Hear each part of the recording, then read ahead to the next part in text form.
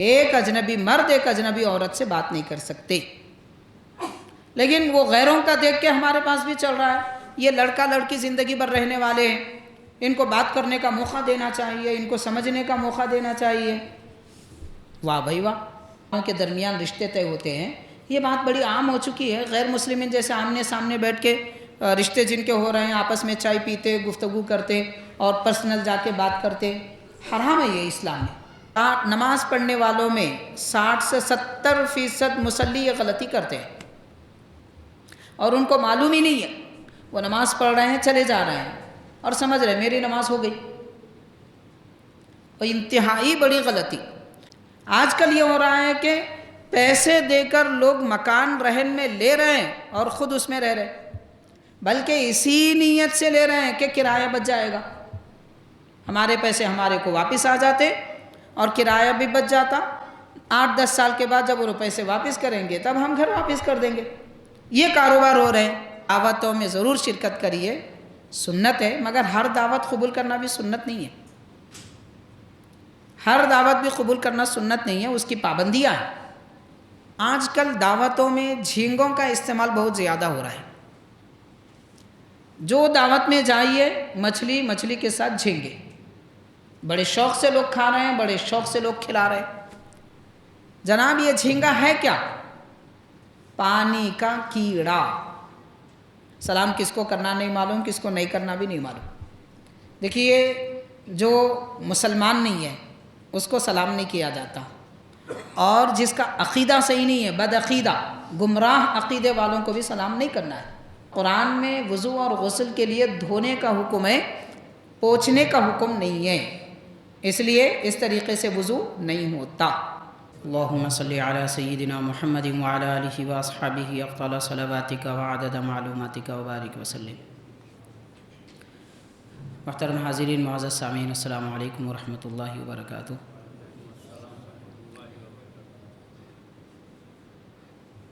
نماز اور دیگر ضروری اہم مسائل جن کے ہم کو اکثر عبادتوں کے وقت میں ضرورت پڑتی ہے، چند اہم مسائل ہم آپ کے سماعت میں لانے کی آج کوشش کریں گے۔ یاد رکھنا چاہیے کہ ہمارے دین میں ہر ایک عبادت اور ہر طریقے کا خاص سلیقہ اور اس کا طریقہ بتایا گیا ہے، چاہے وہ نماز ہو، روزہ، زکوٰۃ، حج۔ نماز کے لیے صفیں باندھنا، مسجد کے آداب، بہت کچھ بتایا گیا ہے۔ عام طور پر بعض مسائل میں لوگوں سے جو عمومی غلطی ہوتی ہے اور جہاں مسائل پر عمل کرنے میں توجہ نہیں ہوتی، وہ چند مسائل اور اس کا حل، صحیح بات عمل کیا ہے، وہ بتانے کی ہم کوشش کریں گے۔ حاضرین، سب سے پہلے یہ کہ صف، نماز کے لیے جب صف باندھتے ہیں وہاں پر لوگ بہت ساری غلطیاں کرتے ہیں۔ پہلی غلطی لوگ یہ کرتے ہیں کہ مؤذن جب اقامت کہنے لگے تبھی سے لوگ کھڑے ہو جاتے ہیں۔ اقامت کے لیے کھڑے ہونا صرف مؤذن کے لیے جائز ہے۔ اقامت میں حی علی الصلاۃ جب کہا جائے تب مقتدیوں کو بھی کھڑے ہونا چاہیے، اور یہ سنت ہے۔ تو اقامت کہنے کے وقت میں کھڑا ہونا، اللہ اکبر کہنے کے وقت میں یا اس سے پہلے نماز میں صف کی خاطر کھڑے ہونا، نماز کے لیے صف باندھنا، یہ بالکل خلاف سنت ہے۔ پہلے ہی کھڑے ہونا خلاف سنت ہے۔ حی علی الصلاۃ اور حی علی الفلاح کے وقت میں کھڑا ہونا یہ سنت کے مطابق ہے۔ یہ مسئلے میں عام طور پر لوگ غلطی کرتے ہیں، اور کیوں یہ سنت ہے؟ تو اس کی وجہ یہ ہے کہ باضابطہ صحیح بخاری کی حدیث ہے، حضور نبی کریم صلی اللہ علیہ وسلم نے ارشاد فرمایا کہ اے لوگو، جب تم مجھے مسجد میں آتے دیکھو تو کھڑے ہو جاؤ۔ مسجد میں حضور تشریف لائیں تو جب کھڑے ہونے کا حکم ہے۔ اور پیارے آقا علیہ الصلوۃ والسلام مسجد میں کب تشریف لاتے تھے؟ حدیث پاک میں آتا ہے کہ جب مؤذن حی علی الصلاۃ اور حی علی الفلاح پر پہنچتے تو نبی پاک صلی اللہ علیہ وسلم مسجد میں تشریف لاتے۔ حضور پاک علیہ الصلوۃ والسلام کا حی علی الصلاۃ کے وقت میں مسجد میں تشریف لانا اور حضور کو دیکھ کر صحابہ اکرام کا کھڑا ہونا یہ بتاتا ہے کہ حی علی الصلاۃ کے وقت میں صف بنانے کے لیے کھڑا ہونا سنت ہے، پہلے سے کھڑا ہونا خلاف سنت ہے، ایک بات ہے۔ اب دوسری بات یہ کہ صفیں درست کرنے کے لیے لوگ پہلے سے کھڑے ہوتے ہیں، تو حاضرین صفیں درست کرنے کی بڑی تاکید ہے، لیکن اس کے لیے پہلے سے کھڑا ہونا ضروری نہیں ہے۔ حی علی الصلاۃ کے وقت کھڑے ہو کر بھی صفیں درست کر لی جا سکتی ہیں، بلکہ حضرت عمر رضی اللہ تعالیٰ عنہ کا تو یہ طریقہ تھا کہ مؤذن اقامت مکمل کہنے کے بعد بھی حضرت عمر رضی اللہ تعالیٰ عنہ لوگوں سے دریافت فرماتے تھے، پوچھتے تھے کیا صفیں درست ہو گئی؟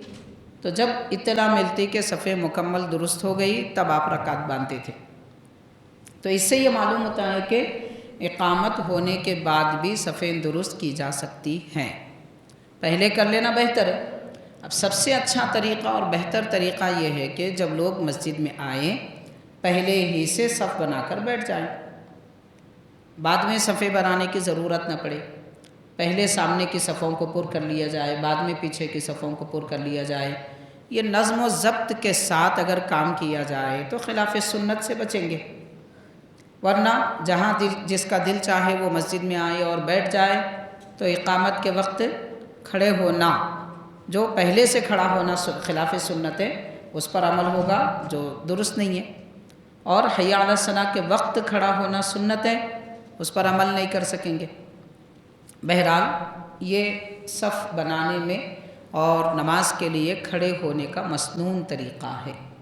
حاضرین اس کے ساتھ اور ایک بات یہ ہے کہ صف لوگ نماز کے لیے جب بناتے ہیں اکثر یہ دیکھا جاتا ہے کہ جو صف بنانے کے وقت میں خرابی ہوتی ہے، پہلی غلطی تو یہ کہ پہلے سے کھڑے ہو جاتے ہیں، یہ خلاف سنت ہے۔ دوسری غلطی صفوں کے درمیان میں جگہ خالی چھوڑتے ہیں، اور یہ خرابی اور یہ غلطی آج کل بہت زیادہ ہو رہی ہے، پہلے ہوتی تھی مگر آج کل بہت زیادہ ہو رہی ہے۔ آج تو یہ دیکھا جا رہا ہے کہ ہر آدمی اپنے اور بازو والے کے درمیان میں کچھ فاصلہ رکھنا چاہتا ہے، ایک آدمی کا کاندھا دوسرے سے ملا کر ٹھہرنا، اس کو لوگ مایوس سمجھ رہے ہیں، برا سمجھ رہے ہیں، یہ بڑی خلاف سنت عمل کی بات ہے۔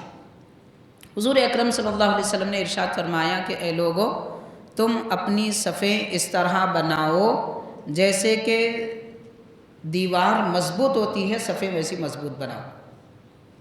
جیسے حاضرین دیوار بنانے والا ایک اینٹ اور دوسرے اینٹ کے درمیان میں فاصلہ نہیں رکھتا، اینٹ کو اینٹ سے ملا کے رکھتا ہے، پتھر سے پتھر کو ملا کر بنایا جاتا ہے، فاصلہ رکھ کے دیوار نہیں بنائی جاتی۔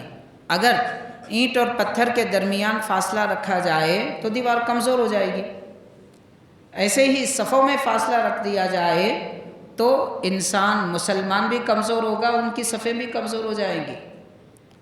بلکہ اور ایک حدیث پاک میں آتا ہے کہ جن مسلمانوں کی نماز کی صفوں میں خاص کر فاصلہ ہوتا ہے اس میں شیطان داخل ہو جاتا ہے، اور شیطان داخل ہو کر لوگوں کے نماز میں دل میں وسوسے پیدا کرتا ہے۔ یہی وجہ ہے کہ آج ہماری نمازوں میں دل نہیں لگتا، ہم رکعت باندھتے ہیں خیال کہیں اور چلا جاتا ہے، کسی اور طرف متوجہ ہو جاتے ہیں، نہ آنے والے خیالات بھی نماز کے اندر آنے لگتے۔ اس کی وجہ کیا ہے کہ صفوں میں دراڑیں ہیں، اس وجہ سے، اور یہ صفوں کی دراڑوں کا اثر فرض نماز میں بھی ہوتا ہے، سنتوں میں بھی ہوتا ہے، نفل میں بھی ہوتا ہے۔ جس کی فرض اچھی ہوئی اس کی سنت نفل بھی اچھی ہوگی۔ تو یہ شیطانی اثر وسوسوں کی شکل میں آتا ہے، اور نماز میں دل جمعی نہیں ہوتی، نماز میں خشوع نہیں ہوتا، توجہ نہیں ہوتی۔ تو نماز میں اگر دل جمعی پیدا کرنا ہے تو صفوں کو درست کرنا بے حد ضروری ہے، اور ایک مسلمان دوسرے مسلمان سے اپنے مونڈھے اور کاندھے ملا کر ٹھہرائے، یعنی ایک دوسرے سے مل کر رہے، جدا نہ رہے۔ تو صف بنانے میں جو دراڑیں ہوتی ہیں یہ بھی ایک غلطی ہے، اور یہ عام طور پہ لوگوں کے درمیان پائی جا رہی ہے۔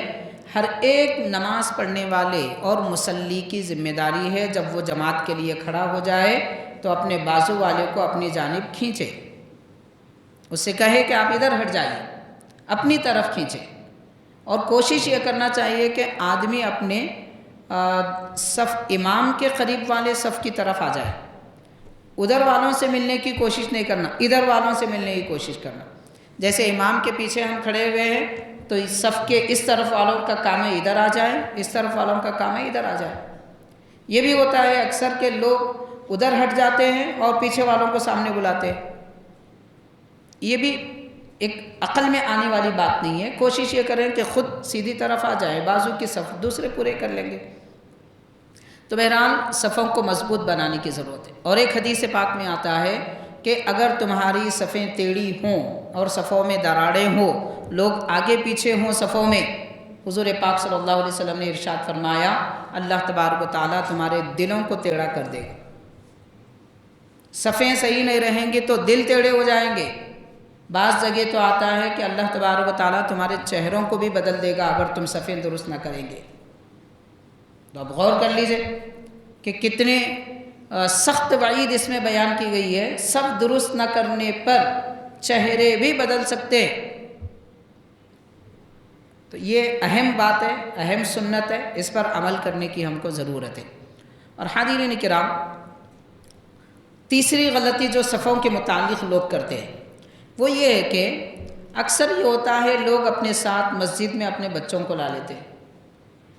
اس بارے میں ہم نے بارہا عرض کیا ہے کہ کم عمر بچے صف کے درمیان نہیں ٹھہر سکتے۔ ہاں، جن بچوں کی عمر 10 سال ہے، ہوش مند ہیں، 10 سال ہے، سمجھ بوجھ رکھتے ہیں اور 10 سال ہے، تو ایسے بچے صف میں شریک ہو سکتے ہیں۔ اس سے کم عمر ہوں تو ان کو صف میں نہیں ٹھہرانا چاہیے۔ اور اس سے بہتر عمل یہ ہے کہ بچوں کی صفیں علیحدہ بنا دی جائیں۔ یہ مسجد کے مصلیوں کا یا مسجد کے ذمہ داروں کا، ارکانی کمیٹی کا کام ہے کہ وہ مسجد میں بچوں کی صف علیحدہ بنانے کا باضابطہ انتظام کریں۔ مثال کے طور پر نماز جمعہ ہے تو تعداد لوگوں کی کثیر ہوتی ہے، تو مسجد کے صحن یا پھر مسجد کے پیچھے جانب ایک 3 یا 4 صفیں، اور وہ بھی ایک جانب کی صرف چھوڑ دی جائیں کہ بچے اس میں صف بنا لیں، اور باقی سارے بڑے سامنے آئیں اور بڑے مسجد میں بیٹھے۔ یہ عمل ہونا چاہیے۔ حاضرین کرام، باضابطہ حدیث پاک ہے، حضور نبی کریم صلی اللہ علیہ وسلم نے ارشاد فرمایا کہ مردوں کو چاہیے بڑی عمر کے لوگ وہ سامنے کی صفوں میں آئیں اور بچے بڑوں سے ہٹ کے پیچھے صف بنائیں۔ تو بچوں کی صف علیحدہ بنانے کا حدیث میں باضابطہ حکم ہے، اور ہر آدمی یہ چاہتا ہے کہ میرا بچہ میرے بازو کھڑا رہے۔ تو کیسے یہ سنت کی موافقت ہے؟ اللہ کے نبی کے حکم کی خلاف ورزی ہم کر رہے ہیں اور سمجھ رہے ہیں کہ ہم بچوں کو نماز کے لیے لائے ہیں، بچوں کو ترغیب دے رہے ہیں۔ یقیناً بچوں کو ترغیب دی جا رہی ہے، بچوں کو نماز کی طرف لایا جا رہا ہے، بچوں کو مسجد کا شوق پیدا کیا جا رہا ہے، مسجد سے محبت پیدا کی جا رہی ہے۔ یہ عمل سب درست ہے، لیکن مسجد میں آنے کے آداب ہے، مسجد میں بیٹھنے کے آداب ہے، مسجد میں صف بنانے کے آداب ہیں، جو رحمت للعالمین صلی اللہ علیہ وسلم نے حکم فرمایا کہ 10 سال کی عمر کے تمہارے بچے ہو جائیں تو نماز نہ پڑھیں تو مارو، اور 7 سال کی عمر کے بچوں کو نماز کا حکم دو۔ پھر ساتھ میں وہی پیارے آقا صلی اللہ علیہ وسلم نے ارشاد فرمایا بچوں کی صف علیحدہ بناؤ۔ ہم ایک حدیث پہ تو عمل کر رہے ہیں، حضور کا ایک حکم ہے کہ بچوں کو نماز کی ترغیب دو، اس پہ تو عمل کر رہے ہیں، مگر صف علیحدہ بناؤ اس پہ عمل نہیں کر رہے۔ تو بہرحال حاضرین، جو قانون، جو طریقہ اسلام نے دیا ہے اس پر پورا عمل کرنے کی ضرورت ہے، ورنہ افراتفری ہو جائے گی، معاملہ خراب ہو جائے گا۔ اکثر دیکھا جاتا ہے کہ چھوٹے بچے مسجد میں آ جاتے ہیں، عین نماز کے وقت میں شور شرابہ ہوتا ہے، رونے لگتے ہیں، چیخ و پکار کرتے ہیں، بعض بچے شرارت بھی کرتے ہیں، نمازیوں کے سامنے دوڑنے لگتے ہیں۔ یہ معاملات ہوتے ہیں۔ اس لیے کہا گیا کہ 7 سال سے کم عمر کے بچے مسجد کی طرف نہ آئیں، اور اس عمر یا اس سے بڑھ کے عمر کے بچے آتے ہیں تو پھر صف الگ بنائیں۔ تو اس پر بھی پابندی کرنے عمل کرنے کی ضرورت ہے۔ دیکھیے ہم کو حضور پاک صلی اللہ علیہ وسلم کے فرمان پر عمل کرنا ہے۔ اللہ کے نبی نے کیا فرمایا وہ دیکھیے، وہ عمل کریے۔ ساری دنیا جانتی ہے کہ حضور کا یہ فرمان ہے۔ اب ہم کو یہ نہیں دیکھنا ہے کہ کون سی کنٹری میں کیا ہوتا ہے، فلاں ملک میں ایسا کرتے ہیں، یہ ملک میں ایسا کرتے ہیں۔ اسلام کسی ملک کا نہیں ہے، اسلام پوری دنیا کا ہے، اور قرآن حدیث میں جو حکم ہے اس پر عمل کرنا ہے۔ ملک کو نہیں دیکھنا ہے کون سے ملک میں کیا ہوتا ہے۔ بہرحال صف بنانے کے متعلق جو عام طور پر لوگوں سے غلطیاں ہوتی ہیں ان کے بارے میں ہم نے تھوڑی سی وضاحت کی ہے، اس کو درست کر لینے کی ضرورت ہے۔ حاضرین کرام، اور ایک مسئلہ ہے، جیسے ابھی گرما کے موسم میں دیکھا گیا کہ تقریباً جگہ پانی کی بڑی قلت تھی۔ ہو سکتا ہے گرما میں بہت ساری جگہ ایسا ہو۔ پانی کی جب قلت ہو جاتی ہے تو وضو اور غسل کرنے کا مسئلہ پیدا ہو جاتا ہے۔ حاضرین کرام، پہلے تو یہ کرنا چاہیے کہ پانی کی قلت گرما میں ہو رہی ہے تو اس کی بچت بارش اور سرما سے کرنی چاہیے۔ یہ سمجھداری ہے کہ ہم ہمارے پانی کی، جس پانی کی ہم کو گرما میں ضرورت ہے، ہم اس کی بچت سرما میں کریں اور موسم بارش میں کریں۔ گرما میں پریشان ہونے کی ضرورت نہیں پڑے گی، ایک بات۔ دوسرا یہ کہ اگر پانی تھوڑا ہے، مان لیجئے کہ اتنا تھوڑا ہے 10 آدمیوں کو وضو کرنا ہے اور پانی 5 آدمیوں کے وضو کے برابر ہے، ایسے موقع پہ کیا کرنا چاہیے؟ تیمم نہیں کیا جا سکتا۔ کرنا کیا چاہیے؟ کرنا یہ ہے کہ ایسے موقع پر بعض وضو کی سنتیں، وضو میں جو عمل سنت ہے وہ سنتیں چھوڑی جا سکتی ہیں۔ فرض پہ عمل کیا جائے، سنتوں پر بھی عمل کریں، مگر بعض سنتیں چھوڑیں۔ مثال کے طور پر وضو میں چہرہ دھونا فرض ہے، ایک بار چہرہ دھونا فرض ہے، 3 بار پانی بہانا، 3 بار چہرہ دھونا سنت ہے۔ وضو میں کوہنیوں تک ہاتھ دھونا فرض ہے، 3 بار ہاتھ کوہنیوں تک دھونا سنت ہے۔ وضو میں کلی کرنا بھی سنت ہے، ناک میں پانی چڑھانا بھی سنت ہے، اور کلی 3 بار کرنا بھی سنت ہے، ناک میں پانی 3 بار چڑھانا بھی سنت ہے۔ تو ایسے موقع پر ہم سنت، فرض کی سنت اور سنت کی سنت چھوڑ دیں گے۔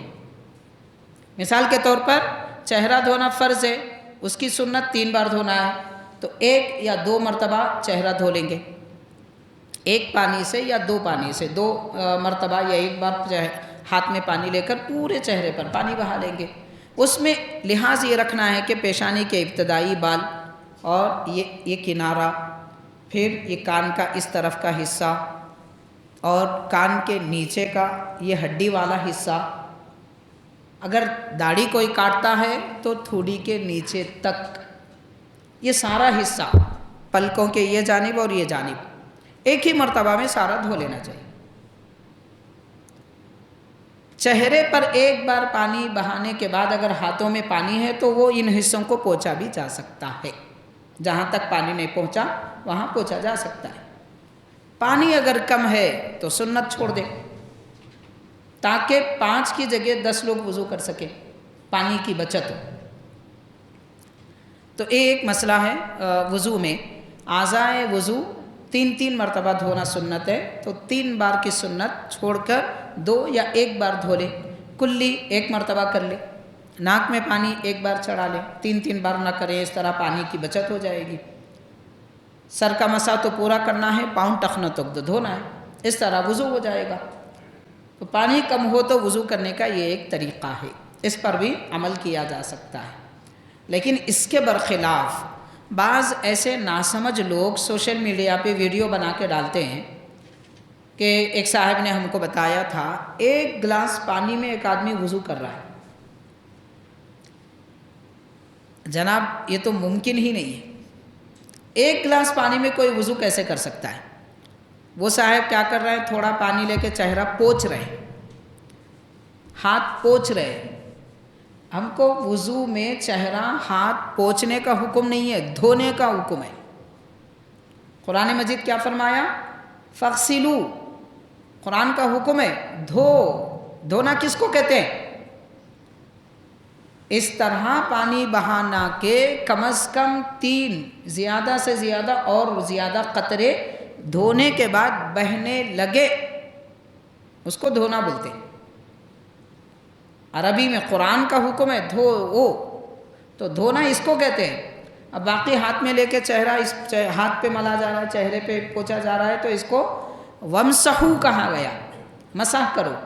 تو قرآن میں وضو اور غسل کے لیے دھونے کا حکم ہے، پوچھنے کا حکم نہیں ہے، اس لیے اس طریقے سے وضو نہیں ہوتا۔ اب دوسری بات یہ ہے کہ اگر واقعتاً کسی کے پاس پانی ہی نہیں ہے، یا اتنا پانی جیسے آدھا گلاس 1 گلاس ہے کہ وضو نہیں کیا جا سکتا، تو اب اس کا کام کیا ہے؟ پانی تلاش کرے پانی 1 میل تک نہیں ملتا کسی کو، تلاش کرنے کے بعد 1 میل تک بھی اگر پانی نہیں ملتا، اس کو اجازت ہے کہ وہ تیمم کر سکتا ہے۔ اب آپ بولیے کہ آبادی میں ایسی کون سی جگہ ہے جہاں پہ 1 میل دور تک پانی نہیں ملتا؟ یہ اور بات ہے کہ ہو سکتا ہم جس گھر میں رہتے ہیں، جس فلیٹ میں رہتے ہیں، وہاں بورویل میں پانی نہ آتا ہو، وہاں نل میں پانی نہ آتا ہو، مگر دکانوں پر پانی مل جاتا ہے، خریدیں، وضو کریں اور غسل کر لیں۔ تو یہ بہانے بازی آبادیوں میں نہیں چلے گی۔ پانی کی فراوانی ہے، ایسا نہیں ہے کہ ہو سکتا بورویل سوکھ گیا ہو سکتا نل نہ آئے، مگر پانی تو ملتا ہے بازار میں، تو خرید کر استعمال کریں۔ ایسے موقع پہ ہم تیمم کریں گے یا فلاں کریں گے، یہ بہانے بازی نہیں چلے گی، اس کو سمجھنے کی ضرورت ہے۔ بہرحال وضو پانی اگر کم ہو تو وضو کیسے کیا جائے، اس کا ایک طریقہ یہ بھی بتایا گیا۔ حاضرین کرام، اور ایک اہم مسئلہ ہے، اس کو بھی سمجھنے کی ہم کو ضرورت ہے۔ اکثر بلکہ میں یہ کہہ سکتا ہوں کہ تقریباً 60-70% نمازی یہ غلطی کرتے ہیں۔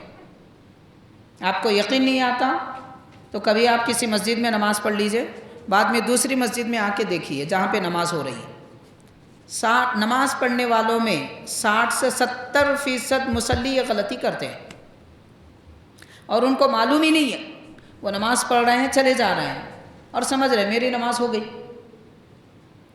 اور انتہائی بڑی غلطی وہ یہ ہے کہ سجدے کی حالت میں پاؤں کی انگلیاں نہ زمین سے لگی ہوتی ہیں نہ قبلے کی طرف مڑی ہوتی ہیں، بلکہ لوگ نماز کی حالت میں ہم نے دیکھا ہے سجدے کی حالت میں انگلیاں اٹھا دیتے ہیں، یا پھر ایسا رکھ دیتے ہیں، الٹا رکھ دیتے ہیں، انگلی لگتی ہی نہیں، ایک پاؤں بچھا کر دوسرے پاؤں پہ رکھتے ہیں، انگلی تو لگتی ہی نہیں زمین کو، یا تو ایسا کرتے ہیں یا پھر دونوں پاؤں اٹھا دیتے ہیں۔ ایک لمحے کے لیے بھی سجدے کی حالت میں انگلیاں زمین سے اٹھ گئی، سجدہ نہیں ہوا، ٹوٹ گیا۔ سجدہ نماز میں فرض ہے، اور سجدہ نہیں ہوا نماز بھی نہیں ہوئی۔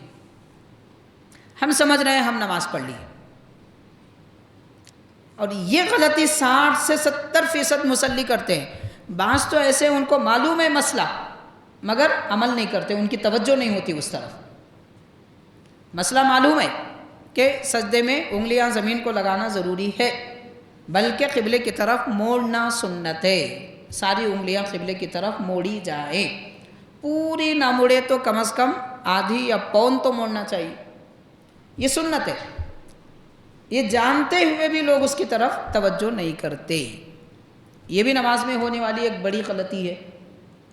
تو اس کی طرف توجہ کرنے کی، نماز پڑھتے وقت میں پریکٹیکل پہلے پڑھ لینا چاہیے، سیکھنا چاہیے نماز۔ میں نے اس سے پہلے بھی عرض کیا ہے، ہم سب سیکھ لیتے ہیں، بچپن سے ہم کو کھانا سکھایا جاتا ہے، کیسے کھانا ہے، کیسے پینا ہے، اور چلنا کیسے ہے، دوڑنا کیسے ہے، بات کیسے کرنا ہے، سب سکھایا جاتا۔ دنیا کی ہوشیاریاں سکھاتے، نماز پڑھنا نہیں سکھاتے۔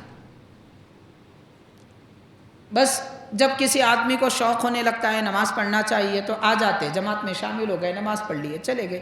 پڑھنا کیسے ہے میرے بھائی؟ بازار میں جا کر آدھا کلو ترکاری خریدیں گے تو بھی سیکھ کے جاتے، کیا بولنا، کتنا خریدنا، ترازو پہ کہاں نظر رکھنا، اور وہ مال کیسے اٹھانا، اس میں کیڑ لگا نہیں لگا دیکھنا، یہ سب سیکھتے، لیکن نماز نہیں سیکھتے۔ پھر اس پر لوگوں کو غرہ بھی ہوتا ہے، نماز بھی پڑھ لیتے ہیں، وہ بڑی شان و شوکت کے ساتھ ایسے اپنے آپ کو ظاہر کرتے ہیں جیسے کہ بڑے نمازی ہیں جناب، نماز ہی نہیں ہو رہی ہے ان کی۔ اس طرح کی غلطیاں لوگوں کی ہوتی ہیں۔ خیر تو حاضرین کرام، حالت سجدہ میں پاؤں کی انگلیاں زمین سے لگی ہوئی ہونا، کم از کم انگوٹھا اور اس کے بازو کی انگلی پاؤں کی، یہ تو کم از کم لگا رہنا فرض ہے، ضروری ہے۔ تو یہ بات ہے، ایک مسئلہ یہ بھی تھا۔ اس کے بعد آج کل اور ایک بہت ساری غلطی ہماری معاشی زندگی میں، معاشرتی زندگی میں چل رہی ہے، مطلب ہماری رہن سہن کی زندگی میں۔ عبادت سے اس کا تعلق نہیں ہے، مگر ہماری رہن سہن کی زندگی میں بڑی غلطی ہے، اس میں بھی بہت سارے لوگ مبتلا ہیں۔ وہ کیا ہے؟ رہن پہ مکان لے کر اس میں رہنا، مکان رہن پہ لے رہے ہیں اور اس میں رہ رہے ہیں۔ حاضرین، پہلی بات تو ہم کو اللہ تعالیٰ کا، اللہ کے نبی کا شکر منانا چاہیے کہ رہن کا طریقہ حضور پاک صلی اللہ علیہ وسلم نے سکھایا۔ پہلے رہن نہیں تھا، رہن کا وجود نہیں تھا، اللہ کے نبی صلی اللہ علیہ وسلم نے سکھایا صحابہ کرام کو کہ اگر آپ کو پیسوں کی ضرورت ہے اور آپ اپنی زمین جائیداد یا کوئی چیز رکھتے ہیں، جیسے پچھلے زمانے میں مکان ہوتا، زمین ہوتی، باغ ہوتا، کھیتی ہوتی، یا اپنی کوئی سواری، اونٹ، گائے، بیل وغیرہ ہوتے، تو ان چیزوں کو کسی کے حوالے کر دے اور ان سے قرضہ لے لے۔ کوئی چیز اپنی ملکیت کی دینا بطور ضمانت اور قرضہ لینا، لینے کے بعد قرضہ واپس کرنے کی ایک مدت مقرر کرنا اور وہ واپس کر کے پھر اپنی چیز واپس لے لینا، اس کو رہن کہتے ہیں۔ تو جو آدمی پیسے اپنی چیز دے کر پیسے لے رہا ہے اس کو راہن کہتے ہیں، اور جو چیز لے کر پیسے دے رہا ہے اس کو مرتہن کہتے ہیں۔ تو حاضرین، رہن میں جو چیز آدمی رکھ کے پیسے دے رہا ہے، اسے پیسے جس سے لے کر چیز دے کر جو چیز لی گئی اس کا استعمال کرنا مرتہن کے لیے جائز نہیں ہے۔ مطلب مثال کے طور پر اب جیسے آج کل چل رہا ہے کہ کوئی 8-10 لاکھ روپے کسی کو دے دیتے اور ان سے مکان لے لیتے، وہ قرضہ دیے، مکان لے لیے، مکان ان کے قبضے میں ہوتا ہے، تو یہ قبضے میں جو چیز لی گئی مکان، اس میں رہنا بھی جائز نہیں ہے، اس کو کرائے پہ دینا بھی جائز نہیں ہے۔ آج کل یہ ہو رہا ہے کہ پیسے دے کر لوگ مکان رہن میں لے رہے ہیں اور خود اس میں رہ رہے ہیں، بلکہ اسی نیت سے لے رہے ہیں کہ کرایہ بچ جائے گا، ہمارے پیسے ہمارے کو واپس آ جاتے اور کرایہ بھی بچ جاتا، 8-10 سال کے بعد جب وہ پیسے واپس کریں گے تب ہم گھر واپس کر دیں گے۔ یہ کاروبار ہو رہے ہیں، ناجائز ہے۔ وہ لینا دینا جائز ہے، مگر مکان میں رہنا یا مکان کو کرائے پر دے کر کرایہ وصول کرنا ناجائز ہے۔ یہ صورت بالکل ناجائز ہے اور اس پہ بہت سارے لوگ عمل کر رہے ہیں۔ حضور پاک علیہ الصلوۃ والسلام نے منع فرمایا، کتنا؟ یہاں تک ارشاد فرمایا باضابطہ فقہاء کرام نے کہ وہ پرانے زمانے کے لحاظ سے فرمایا کہ اگر کوئی کسی کو اپنا جانور دے کر قرضہ لے، پیسے لے، اور وہ جانور گائے بیل وغیرہ جو دیا تھا تو اس کا استعمال کرنا، مطلب بیل کو کھیت کے کام میں لگانا جائز نہیں ہے اس آدمی کے لیے جس نے اس آدمی کے پاس سے بیل لے کر اس کو پیسے دیے تھے۔ اب آپ غور کیجئے، تو مکان لے کر اس میں رہنا بدرجہ اولا ناجائز ہے بطور ضمانت کے، اور ایک شیورٹی کے طور پہ وہ رکھا جاتا ہے، اس کو اسی طریقے سے رکھنا چاہیے، استعمال کرنا جائز نہیں ہے۔ اور ایک آخری صورت کہ اگر کوئی جو قرضہ پیسے دے کر مکان لے رہا ہے رہن میں، وہ مکان میں خود رہ کر اس کا کرایہ اگر مالک کو دے رہا ہے تو جائز ہے، کرایہ دے کر اگر رہتا ہے تو جائز ہے۔ اب کرائے کی جب بات آتی تو لوگ بولتے ہاں ایک 500-600 روپے دے دیں گے، تو آپ میرے کو بتائیے چھوٹے سے چھوٹے گاؤں میں بھی 600 روپے میں کوئی مکان نہیں ملتا کرائے میں، شہر میں ایسے کیسے مل جائے گا؟ کرایہ ہونا چاہیے باضابطہ۔ ہاں ہو سکتا ہے کہ اگر واقعی کسی مکان کا کرایہ 10,000 روپے ہوتا ہے تو یہ آدمی اس سے رعایتاً بات کرے کہ بھائی تھوڑا کم کر دیجئے، ہم 8,000 روپے دیں گے، بات سمجھ میں آتی ہے، دونوں مل کے ڈیل کر لیتے، نہیں ہم 1,000 روپے دے دیتے، آپ 1,000 روپے لے لو، ہم استعمال کر لیتے۔ اللہ تعالیٰ دلوں کا حال جانتا ہے، ایسا نہیں کرنا چاہیے۔ بہرحال یہ بھی ایک عام سی غلطی ہے جو لوگوں کے درمیان میں پھیلی ہوئی ہے، جو ازروع شریعت کے مطابق منع ہے، ناجائز ہے، اس سے بچنا ضروری ہے۔ حاضرین کرام، اب اور ایک مسئلہ ہے، وہ یہ ہے کہ آج کل دعوتوں میں جھینگوں کا استعمال بہت زیادہ ہو رہا ہے۔ جو دعوت میں جائیے مچھلی کے ساتھ جھینگے، بڑے شوق سے لوگ کھا رہے ہیں، بڑے شوق سے لوگ کھلا رہے ہیں۔ جناب یہ جھینگا ہے کیا؟ پانی کا کیڑا، کھیکڑا، پانی میں رہتا ہے، کھاتے ہیں؟ نہیں کھانا ہے، نہیں کھا سکتے۔ پانی میں سانپ بھی رہتا، کھا سکتے ہیں؟ نہیں کھا سکتے۔ پانی میں اور کیڑے بھی رہتے، کھاتے ہیں؟ نہیں کھاتے ہیں۔ پانی سے صرف مچھلی کھائی جاتی ہے۔ اور ایک ٹڈا، پانی کا ایک پرندہ ہوتا ہے، وہ پانی میں بھی رہتا ہے، باہر بھی رہتا ہے، ٹڈا۔ حدیث پاک میں آیا ہے کہ ٹڈا اور مچھلی پانی کے جنس میں سے جائز ہے۔ یہ جھینگا مچھلی نہیں ہے، کیڑا ہے، کیڑا۔ تو کیڑا کیسے کھا سکتے؟ حضور پاک صلی اللہ علیہ وسلم نے منع فرمایا، حشرات الارض حرام ہے۔ زمین کے کیڑے مطلب زمین کے ہی نہیں، پانی کے بھی، پانی بھی زمین میں رہتا، تو زمین اور پانی کے کیڑے حرام ہیں، تو جھینگا کھانا بھی حرام ہے۔ البتہ امام اعظم ابو حنیفہ رحمۃ اللہ علیہ کے مذہب کے جو فقہاء کرام ہیں پچھلے زمانے کے، جیسے عالمگیری کے مؤلفین ہیں، فتاوی عالمگیری، رد المختار، الدر المختار وغیرہ، یہ کتابوں کے جو قدیم مؤلفین ہیں، ان حضرات نے جھینگے کو مکروہ تحریمی قرار دیا ہے۔ مکروہ تحریمی ہے، یعنی مکروہ حرام کے قریب۔ تو مکروہ تحریمی کا مطلب اس کا استعمال بھی جائز نہیں ہوتا۔ بعد کے فقہاء کرام نے اس کو حرام قرار دیا باضابطہ، کیونکہ جو پانی کے جانوروں کے محققین ہوتے ہیں انہوں نے باضابطہ یہ سرٹیفکیٹ دی ہے کہ جھینگا مچھلی نہیں ہے۔ تو جب جھینگا مچھلی نہیں ہے تو کیڑا ہے، کیڑا حرام ہے اسلام میں، اس لیے جھینگا کھانا حرام ہے۔ جامع نظامیہ کے مفتی صاحب حضرت اعظم الفقہا مفتی عظیم الدین نقشبندی رحمۃ اللہ علیہ، جن کا چند سالوں پہلے وصال ہوا ہے، حضرت اس پر فتویٰ دیے ہیں جامع نظامیہ سے کہ جھینگا حرام ہے۔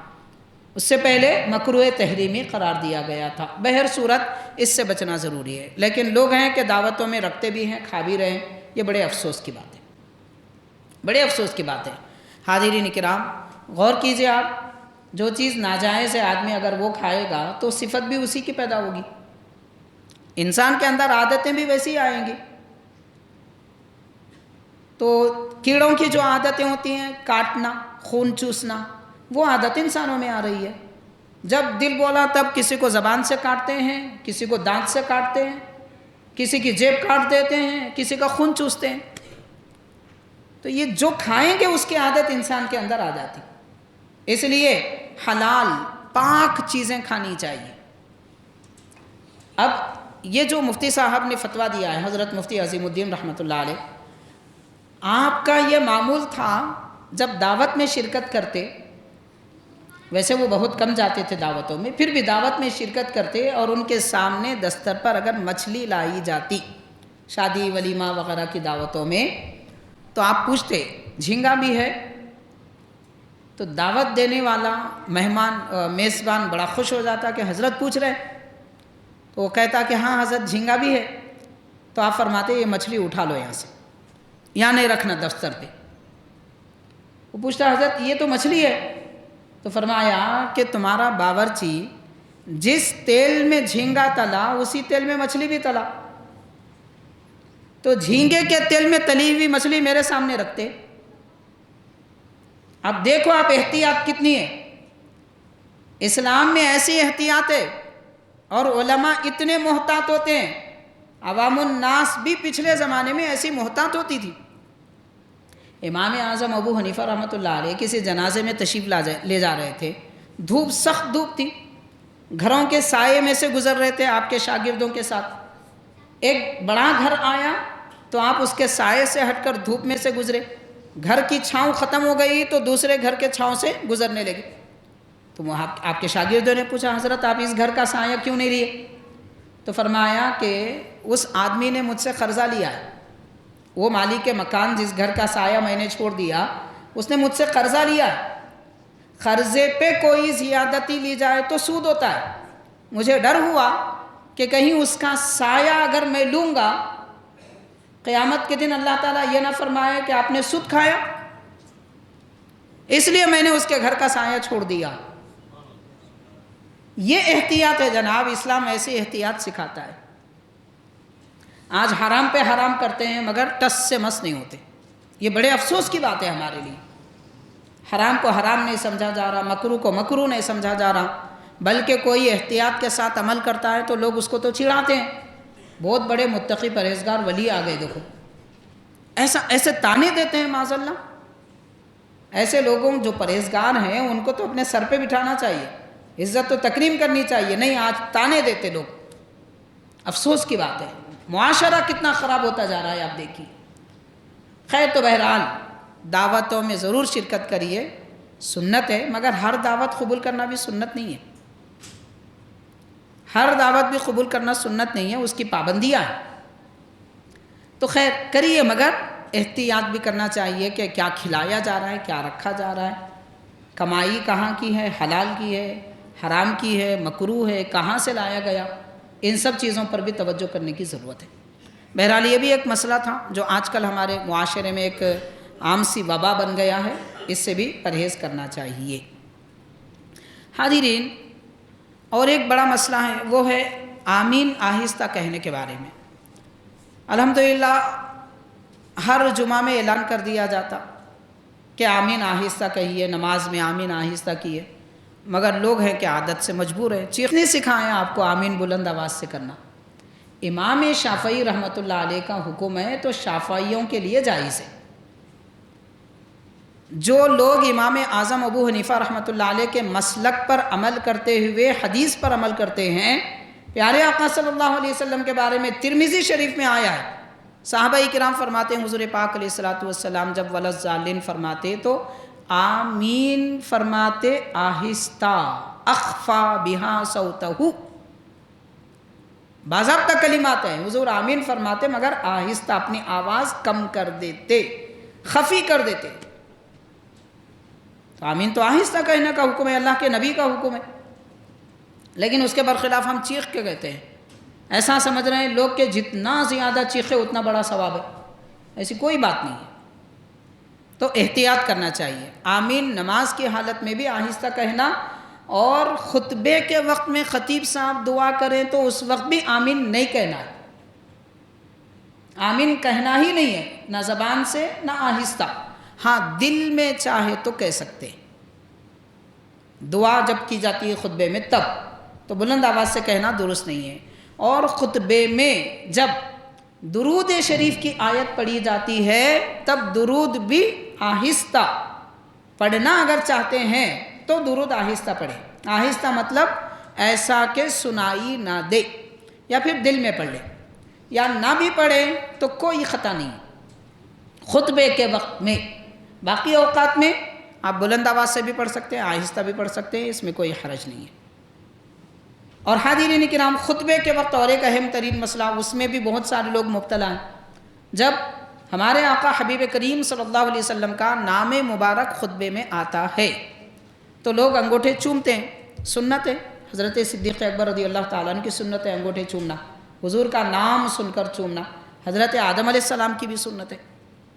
بلکہ باضابطہ حدیث پاک ہے، نبی پاک صلی اللہ علیہ وسلم نے حضرت صدیق اکبر رضی اللہ تعالی عنہ کو دیکھا کہ آپ حضور کا نام سن کر اذان کے کلمات میں انگوٹھے چومنے لگے۔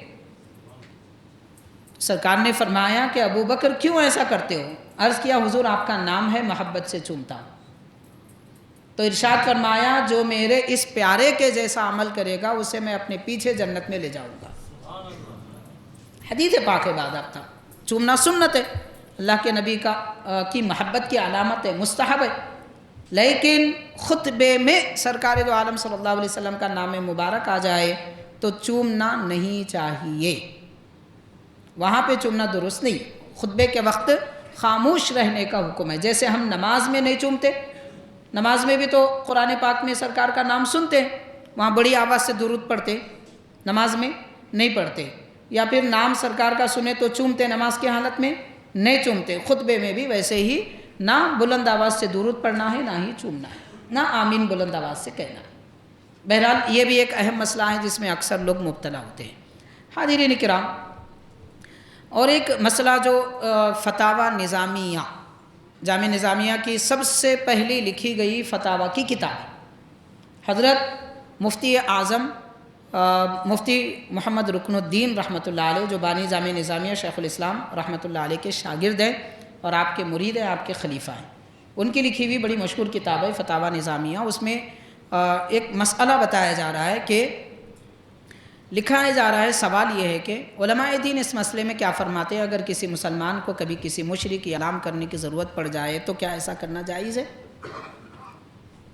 یا مشرک کو سلام کرنے کی ضرورت پڑے تو عادت نہیں بنا لینا، جو مل رہا اس کو سلام کرنا، جو مل رہا اس کو سلام کرنا ہے۔ آج کل معمول ہو گیا لوگوں کا، سلام کس کو کرنا نہیں معلوم، کس کو نہیں کرنا بھی نہیں معلوم۔ دیکھیے، جو مسلمان نہیں ہے اس کو سلام نہیں کیا جاتا، اور جس کا عقیدہ صحیح نہیں ہے، بد عقیدہ گمراہ عقیدے والوں کو بھی سلام نہیں کرنا ہے۔ حکم ہے باضابطہ اللہ کے نبی کا، یہ کوئی مولوی صاحب مفتی صاحب کی بنائی ہوئی بات نہیں ہے، حدیث ہے، حدیث۔ اللہ کے نبی نے فرمایا باضابطہ، جن کا عقیدہ غلط ہو، جو بدعتی ہیں، گمراہ ہیں، ضلالت والے ہیں، ایسوں کو سلام نہ کرو۔ اب اس کا یہ مطلب بھی نہیں ہے کہ بے مروت طریقے سے جو ہے اپنے اخلاق بد اخلاقی کا اظہار کیا جائے، یہ معنی مراد بھی نہیں ہے۔ ضرورتاً ہو تو کر سکتے ہیں، مگر کیسے؟ تو حضرت مفتی رکن الدین رحمۃ اللہ علیہ فرماتے ہیں مسلمان ضرورت کے وقت مشرک و کافر پر سلام کر سکتا ہے، ضرورت کے وقت۔ کیسے؟ چاہیے کہ السلام علی من اتبع الہدی، یہ کہے، جیسے مسلمانوں کو کہتے ہیں السلام علیکم ورحمۃ اللہ وبرکاتہ، یہ نہیں کہنا ہے، السلام علی من اتبع الہدی یہ کہنا ہے اگر ضرورت پڑے تو، ورنہ بے ضرورت کے کرنا بھی نہیں ہے۔ کیا مطلب ہے اس کا؟ اس کا معنی ہے کہ سلامتی ہو اس پر جس نے ہدایت کو مانا، یہ کہنا ہے۔ ایک معنی میں یہ دعا ہے اس کے لیے کہ اللہ تم کو ہدایت دے، یہ دعا کی جا رہی ہے۔ مسلمانوں کے لیے سلام کا مطلب کیا ہے؟ اللہ تعالیٰ تم کو سلامت رکھے، کس سے؟ دوزخ کی آگ سے، دوزخ کی آگ سے تم کو سلامت رکھے، یہ دعا مسلمان کے لیے ہوتی۔ آپ کسی مشرک وغیرہ ان کو کہہ رہے ہیں دوزخ کی آگ سے اللہ تم کو بچائے، اللہ تعالیٰ تو فرما رہا فی ناری جہنم خالدین فیہا۔ جو دین سے ہٹے ہوئے ہیں، جو مسلمان نہیں ہیں، دوزخ ان کے لیے ہمیشہ ہے۔ قرآن کہہ رہا ہے، رب فرما رہا ہے، اور ہم کہہ رہے ہیں اللہ ان کو جنت دے، دوزخ سے بچا کیسے ہو سکتا ہے؟ رب جب اعلان کر دیا، اس لیے یہ فرمایا گیا کہ جو مومن نہیں ہیں، جو مسلمان نہیں ہیں، ان کو سلام نہیں کرنا ہے۔ کرنے کی ضرورت بھی پڑے تو السلام علی من اتبع الہدی یہ کہہ سکتے ہیں۔ اگر کوئی ہو سکتا پوچھ لے، بعض لوگ قریبی بھی ہوتے، دوست بھی ہوتے، غیر مسلم ہوتے مگر تعلقات اچھے رہتے، وہ لوگ پوچھ لیتے ارے آپ ذرا ہٹ کے سلام کر رہے ہیں، ہم آپ کو السلام علیکم ورحمۃ اللہ نہیں بول رہے، پوچھ سکتا کوئی؟ تو ہم کہیں گے کہ ہمارے نبی نے ہم کو ایسے ہی سکھایا کہ آپ لوگوں کو ایسا سلام کریں۔ اس کا کیا مطلب؟ تو سیدھا سا مطلب ہے اللہ آپ کو ہدایت دے، ہم آپ کے لیے دعا کر رہے ہیں، اچھی دعا کر رہے ہیں، اللہ آپ کو ہدایت دے، اور ہے بھی کلمات میں ہدایت۔ تو ہو سکتا ہماری دعا کی وجہ سے بھی ان کو ہدایت مل جائے۔ تو بہرحال یہ بھی ایک طریقہ ہے جو حضرت مفتی رکن الدین رحمۃ اللہ علیہ نے اپنی کتاب فتاوی نظامیہ صفحہ 495 میں حوالے سے بیان فرمایا، در مختار کے حوالے سے اور رد المختار کے حوالے سے آپ نے ذکر کیا ہے۔ حاضرین، اور ایک بھی مسئلہ ہے جو آج کل اس پہ بھی بے دھڑک عمل کر لیا جا رہا ہے، جو بالکل غلط ہے۔ ہو کیا رہا ہے؟ دیکھیے، آج کل رشتے لڑکا لڑکی کے جب مسلمانوں کے درمیان رشتے طے ہوتے ہیں، یہ بات بڑی عام ہو چکی ہے۔ غیر مسلمین جیسے آمنے سامنے بیٹھ کے رشتے جن کے ہو رہے ہیں آپس میں چائے پیتے، گفتگو کرتے اور پرسنل جا کے بات کرتے، حرام ہے یہ اسلام میں۔ ایک اجنبی مرد ایک اجنبی عورت سے بات نہیں کر سکتے، لیکن وہ غیروں کا دیکھ کے ہمارے پاس بھی چل رہا ہے۔ یہ لڑکا لڑکی زندگی بھر رہنے والے ہیں، ان کو بات کرنے کا موقع دینا چاہیے، ان کو سمجھنے کا موقع دینا چاہیے۔ واہ بھائی واہ! ابتدائی اسلام سے آج تک سوچے سمجھے بغیر شادیاں کر کے پورے مسلمان زندگی گزار لیے، ان کی اولاد ہم بنے، اور ان کی اتنی اچھی زندگی کہ ہماری زندگی ان سے کم تر ہے۔ پاک زندگی گزری ہمارے ماں باپ کی، ہم نے تو نہیں دیکھا کہ ماں باپ ہمارے لڑتے ہوں۔ پیار محبت میں زندگی گزری ان کی۔ یہ لڑنے جھگڑنے کے سارے فساد اس زمانے کے، میاں کو بیوی سے شکایت، بیوی کو میاں سے شکایت، کتنی پیاری زندگی وہ لوگ گزارے، کبھی دیکھے نہیں۔ دیکھنا تو بڑی بات، پچھلے دور میں اگر کسی لڑکا لڑکی کا رسم بھی ہوتا، وہ لڑکا وہ لڑکی کے گھر کی گلی سے بھی نہیں جاتا تھا، اتنا شرماتا تھا لڑکا۔ اب لڑکیاں کیا شرماتی تھی، وہ تو اس زمانے کی بات ہے۔ آج تو نہ شرم مردوں کو ہے نہ عورتوں کو ہے۔ آمنے سامنے بیٹھ کے بات کرنے کی بات کی جا رہی ہے، نہیں زندگی بھر رہنا ہے، تم دیکھو تم بات کرو۔ معاذ اللہ، اجنبی مرد و عورت ایک دوسرے کو دیکھنا حرام ہے، اور ایک دوسرے سے بات کرنا بھی حرام ہے۔ ہاں، ضرورتاً، صرف ضرورت کی خاطر جائز کہا گیا۔ کب؟ کہ واقعی لڑکا اسی لڑکی سے نکاح کرنا چاہتا ہے، اس کا ارادہ ہے، دیکھ کے پسند کرنے کو نہیں، واقعی وہ لڑکا اسی لڑکی کو نکاح کرنا اسی سے چاہتا ہے، تب اس کو آخری موقع پر اجازت دی گئی کہ تم ایک نظر دیکھ لے سکتے ہیں۔ ایک نظر دیکھنے کا مطلب اب بیٹھ کے گفتگو کرنا نہیں ہے، یہ اتنی اجازت دی گئی ہے۔ تو حضرت مفتی رکن الدین رحمۃ اللہ علیہ بھی آپ سے سوال کیا گیا تھا، جامع نظامیہ کے فتوے کی کتاب ہے، تو آپ نے جواب میں یہ فرمایا، سنت سمجھ کر دیکھنا جائز ہے۔ کتنا پیارا جملہ ہے، آپ غور کیجئے۔ حضور نے اجازت دی ہے، سنت سمجھ کے دیکھنا جائز ہے۔ نکاح کرنے کے ارادے سے ہو تو بعد میں ڈیسائیڈ کریں گے، پہلے دیکھ لیں گے نہیں۔ اب جیسے حاضرین، پہلے طریقہ کیا ہوتا تھا؟ اگر واقعتاً رشتہ طے کیا جاتا تو پہلے مرد حضرات آپس میں بات کرتے تھے، ان کو سمجھ میں آتا تو خواتین کو بھیجتے تھے، جا کر دیکھ لے۔ ان کو سمجھ میں آ جاتا تو اب بیٹا یہ بولتا میری ماں دیکھ لی کافی ہے، میرے بہن دیکھ لی کافی ہے، یہی طریقہ تھا پہلے۔ اب آج نیا کیڑا پیدا ہوا لوگوں کو، نہیں دیکھ لینا چاہیے، مرد کو دیکھنا چاہیے۔ چلیے دیکھ لیں، اجازت مگر اتنی دی گئی ہے کہ سب کے پسند کرنے کے بعد میں آپ آخری مرتبہ ریجیکٹ کرنے کے ارادے سے نہیں۔ جب سب کو پسند آیا تو آپ کو بھی پسند ہونا چاہیے، پھر بھی ایک گنجائش کے بعد میں شکایت نہ رہے، اجازت دی گئی ہے۔ بس اتنی حد تک کرنا درست ہے، ورنہ آج کیا ہو رہا ہے، 10 جگہ دیکھتے 10 جگہ ٹھکراتے، یہ درست نہیں ہے۔ جب آپ کو نکاح کرنا نہیں ہے تو دیکھتے کیوں ہو؟ نکاح کرنا ہے تو دیکھنے کی اجازت ہے، یہ مسئلے کو سمجھنا چاہیے۔ بہرحال یہ بھی ایک اہم ترین مسئلہ تھا جو حضرت مفتی رکن الدین رحمۃ اللہ علیہ نے اپنی کتاب فتاوی نظامیہ میں ذکر فرمایا ہے۔ حاضرین کرام، ایسے اور بہت سارے کئی مسائل ہیں، ہمارے پاس وقت زیادہ ہوتا جا رہا ہے۔ بہرحال کچھ ایسے زیادہ مشکل مسائل ہیں اور حرام تک پہنچنے والے بھی کام ہیں جس میں عوام الناس مبتلا ہے اور اس کو جائز بھی سمجھ رہے ہیں بلکہ بے دھڑک کرتے جا رہے ہیں، ان کی طرف توجہ دلانے کی ضرورت ہے۔ ایسے ہی کچھ مسائل انشاءاللہ اگلے کچھ اور جمعہ میں بھی ہم بیان کریں گے جس کی جاننے کی اور اس کی اہمیت کی سمجھنے کی ضرورت ہے، احتیاط کرنے کی بھی ضرورت ہے۔ اللہ تبارک و تعالی ہم سب کو شرعی مسائل سمجھنے کی توفیق دے اور حرام اور مکروہات سے ہم سب کو بچائے، حلال اور جائز اور عبادات کی طرف ہم کو ترغیب عطا فرمائے۔ صلی اللہ تعالی وسلم علی خیر خلقہ سیدنا محمد وعلی آلہ واصحابہ اجمعین والحمد للہ رب العالمین۔